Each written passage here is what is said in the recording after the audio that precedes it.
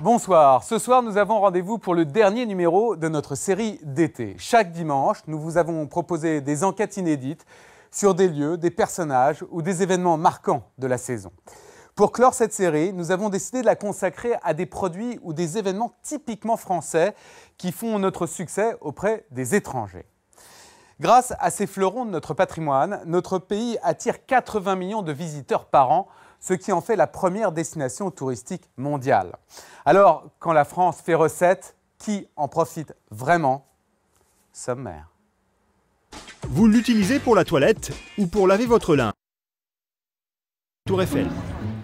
Alors, quand on parle de produits du terroir, il faut savoir que tout ce qui touche à un savoir-faire artisanal, c'est très en vogue actuellement.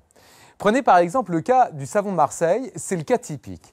Il y a quelques années, c'était considéré comme un produit ringard, comme le détergent de nos grands-mères. Aujourd'hui, eh bien, son image n'a plus rien à voir. Le savon de Marseille évoque la Provence, le soleil, bref, un produit naturel et authentique. Alors, qui a réussi à mettre au goût du jour un savon aussi basique? Est-il toujours fait à Marseille, comme son nom l'indique? C'est une enquête de Jérôme Lévy et Raoul Seigneur. Dans un monde où tout change, où tout bouge très vite, il y a des produits, des marques qui traversent le temps et deviennent des références, de véritables légendes. C'est le cas par exemple des couteaux Laguiole. Alors tout le monde les connaît, que ce soit en France et même à l'étranger. Ces couteaux font aujourd'hui partie des objets cultes qui ont une histoire, une origine. Et cette origine justement, eh bien, elle fait partie du mythe, parce qu'on pense que tous ces couteaux sont fabriqués dans le village de Laguiole, dans l'Aveyron. Mais est-ce que c'est vraiment le cas ? Eh bien, vous allez voir que derrière un produit qui semble artisanal et local, c'est en réalité un concentré de mondialisation qui nous attend, une saga que nous raconte Mathieu Firmin. Paris, il y a une place au pays de l'or noir.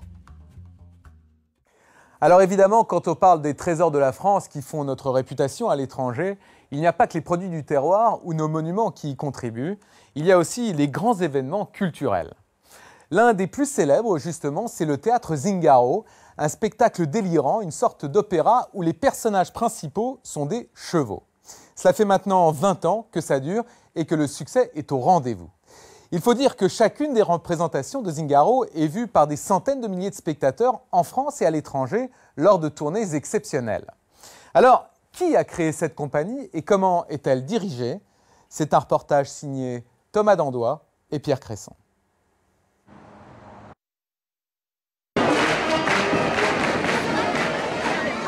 Alors, quand on parle de ce qui fait rayonner la France dans le monde entier, il y a un site qui vient tout de suite à l'esprit.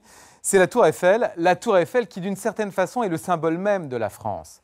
Chaque année, plus de 7 millions de personnes visitent le monument. Alors, évidemment, son exploitation commerciale est plutôt conséquente. Visites payantes, boutiques de souvenirs, marchands en tout genre. La Tour Eiffel est à elle seule une véritable industrie. Enquête et révélation dans les coulisses d'un monument très convoité, signé Stéphane Malter. La Tour Eiffel le vaut bien. Voilà, cette émission est maintenant terminée. Nous l'avons préparée avec Mathieu Schwartz, Jean-Bernard Schmitt, Emmanuel Leclerc, Capucine Petre, Laurent Renaudy, ainsi que les équipes de Kamikaze et TAC Presse. Tout de suite, enquête exclusive. Bonsoir et bonne semaine.